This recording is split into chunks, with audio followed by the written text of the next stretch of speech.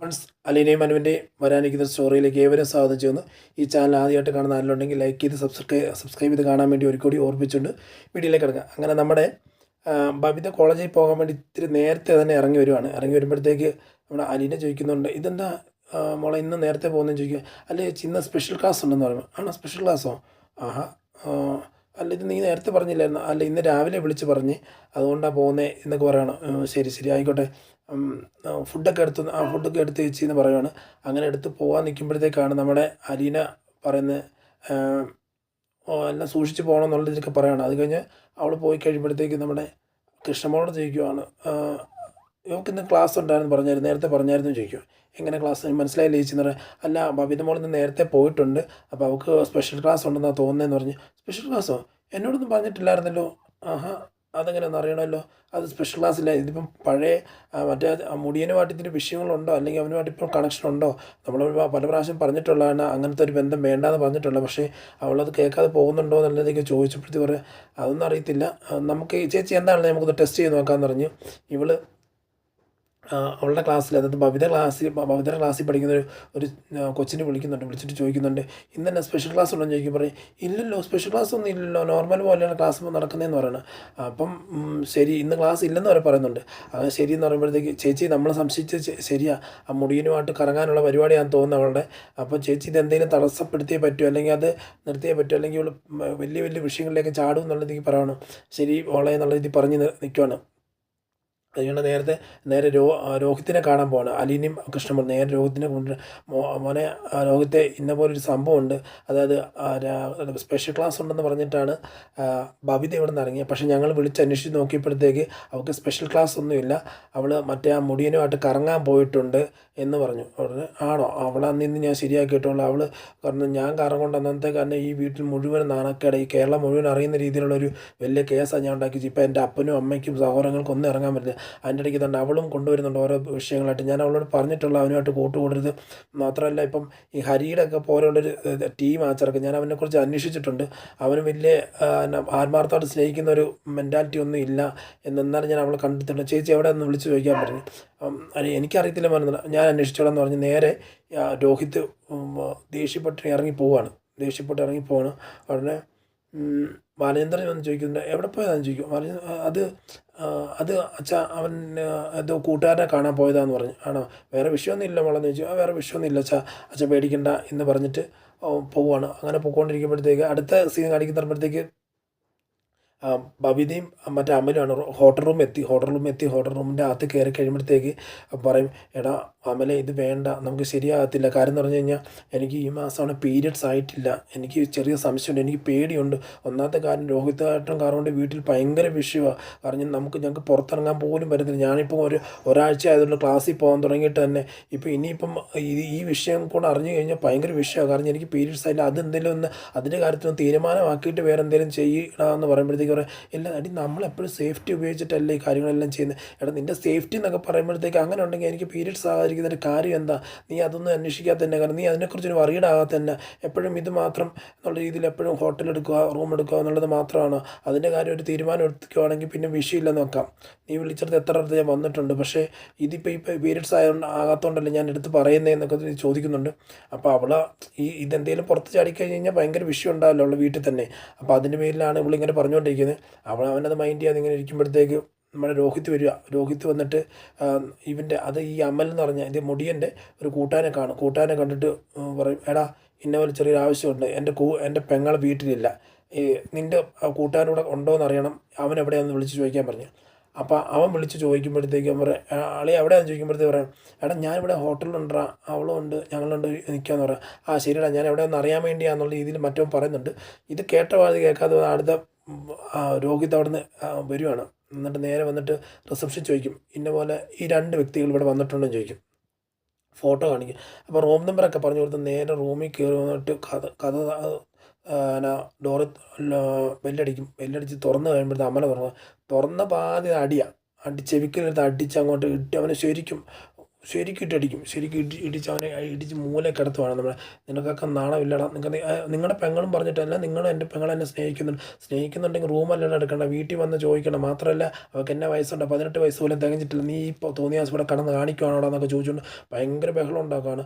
അത് കഴിഞ്ഞിട്ട് അടിച്ച് അവനെ കൂട്ടിയിട്ട് നേരെ ഓട്ടി വന്നിട്ട് ഒറ്റ അടി അടിക്കുകയാണ് നമ്മുടെ ബബീതയുടെ ചെവിക്കലെടുത്ത്. എന്നിട്ട് വാടി ഇങ്ങോട്ടെന്ന് പറഞ്ഞ് പിടിച്ച് വലിച്ചഴിച്ചുകൊണ്ട് പോവുക.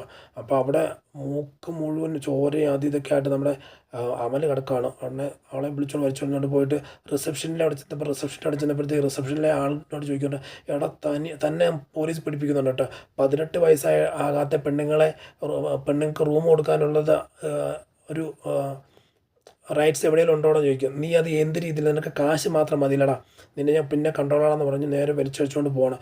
നേരെ വലിച്ചഴിച്ചുകൊണ്ട് പോയിട്ട് നേരെ കൈതക്കൽ ചെന്ന് വീട്ടിനകത്ത് കയറിയിട്ട്, അപ്പം നീ അവിടെ പോയതാ. അപ്പം ഈ അലീനയും കൃഷ്ണമോളും പറഞ്ഞിട്ടാണല്ലോ ഇവൾ പോയത്, ഇവൻ വിളിക്കാൻ പോയത്. അപ്പോൾ ആ വിഷയത്തിൽ നിൽക്കുമ്പോഴത്തേക്ക് അപ്പം പെട്ടെന്ന് തന്നെ പുറത്താരും കേൾക്കാതിരിക്കും നേരെ ചെന്ന് കഥ ലോക്ക് ചെയ്തിട്ട് അകത്ത് കയറിയിട്ട്, ചേച്ചി ഇവൾ കാണിച്ചു കണ്ടോ എന്ന് ചോദിക്കും. എന്താ മോളെ, എന്താ ബബിത മോളെ, നിനക്ക് ക്ലാസ് ഇല്ലേ, ഇന്ന് ക്ലാസ് ഉണ്ടെന്ന് പറഞ്ഞിട്ടാണല്ലോ പോയത്, ഇതിനെ പറ്റി എന്നൊക്കെ ചോദിച്ചുകൊണ്ട് ബബിത അറിയാത്തത്. അറിഞ്ഞു കഴിഞ്ഞാൽ പിന്നെ ബബിതയ്ക്ക് ഇവളോട് ദേഷ്യം തോന്നും. അതുകൊണ്ട് അങ്ങനെ ദേഷ്യം തോന്നുകൊണ്ട് പെട്ടെന്ന് ബബിത പറയുന്നുണ്ട്, ചേച്ചി എനിക്ക് അത് ഒന്നും അറിയാത്ത രീതിയിലാണ് ചോദിക്കുന്നത്, ഞങ്ങളൊന്നും അറിഞ്ഞിട്ടില്ല എന്നുള്ള രീതിയിലാണ് അലീനയും കൃഷ്ണമോളും ചോദിക്കുന്നത്. എന്താ ചേച്ചി പോയിട്ട് വന്നെന്നുള്ള കൃഷ്ണമോളും ചോദിക്കുന്നുണ്ട്. അതുപോലെ അലീനയും ചോദിക്കുന്നുണ്ട്, എന്താ ഇങ്ങനെ മോളെ നീ ഇപ്പോൾ ക്ലാസ് ഇല്ലെന്നൊക്കെ ചോദിക്കുന്നുണ്ട്. രോഹിത് പറയണേ, ഇവളാ മുടിയനുമായിട്ട് ഹോട്ടലിലായിരുന്നു, ഇവൾ കാണിക്കുന്ന പരിപാടി കണ്ടോ എന്നുള്ള ഇതൊക്കെ ചോദിക്കുമ്പോഴത്തേക്ക്, അപ്പോൾ പെട്ടെന്ന് നമ്മുടെ വൈജ ഇതെന്നെ കേട്ടോണ്ടിരിക്കും. വൈജ ചാടി ഇറങ്ങിയിട്ട് എന്താ ഈ പറയുന്നത്, വൈജ എന്താ ഈ പറയുന്നതെന്നൊക്കെ ചോദിച്ചുകൊണ്ടിരുന്നപ്പോഴത്തേക്ക് പെട്ടെന്ന് രോഹിത് പറയുകയാണ്, ഇവിടെ ഒരാളാണെങ്കിൽ തന്തയാണെന്നുണ്ടെങ്കിൽ രാവിലെ ഇറങ്ങിപ്പോവും, കാരണം പുള്ളിക്കാരന് ബിസിനസ്സുണ്ട്, അതിന് തിരക്കുണ്ട്, കാര്യങ്ങളൊന്നും വെക്കാം. വേറെ തള്ളയുണ്ട്, ഞങ്ങളുടെ കാര്യത്തിൽ എന്തെങ്കിലും ശ്രദ്ധിക്കുന്നുണ്ട്, അവർക്ക് അവരുടെ നാട്ടിലെ കാര്യം മാത്രം പറയും, പിടിവാശിയും വൈരാഗ്യവും അവർ പിടിച്ച കാര്യങ്ങളൊക്കെ നേടണം, അവർ പറയുന്ന പോലെയല്ല മറ്റുള്ളവരെ അനുസരിക്കണം എന്നൊക്കെ മാത്രമുള്ള, ഞങ്ങളെ കാണാനും ഞങ്ങളുടെ വിഷമങ്ങൾ മനസ്സിലാക്കാനും, മക്കളെങ്ങനെ പോകുന്നു, മക്കളെ നല്ല രീതിയിലാണോ പോകുന്നത്, ചീത്ത രീതിയിലാണോ പോകുന്നത്, ഒന്നും അന്വേഷിക്കേണ്ട കാര്യമില്ല, അവർക്ക് അവരുടെ നാട്ടിലെ രീതിയിലാണ്. നീ എന്താടാ പറയുന്നത് എന്നൊക്കെ ചോദിച്ചുകൊണ്ട് വായിച്ച് ചാടിക്കയറുകയാണ്.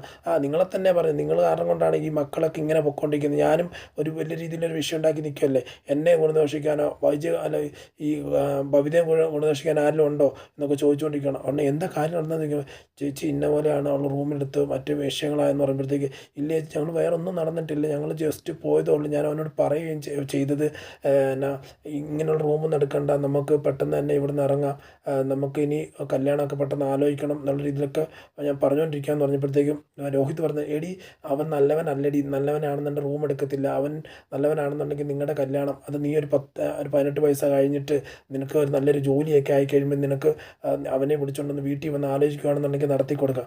ഇതങ്ങനെയാണ് ചെയ്യുന്നത്, കാരണം അതിന് മുമ്പ് എല്ലാ കാര്യങ്ങളും നടത്തി ഏത് രീതിയിലുള്ള ന്യായമായിട്ടുള്ള കാര്യങ്ങളാണ് ചെയ്യുന്നതെന്നൊക്കെ ചോദിച്ചുകൊണ്ട് രോഹിത് അവിടെ കുറ്റപ്പെടുത്തിക്കൊണ്ടിരിക്കുകയാണ്. എന്താണ് പോട്ടെ എന്ന് പറഞ്ഞ് അലീനെ വിളിച്ചുകൊണ്ട് അകത്തോട്ട് പോകണം.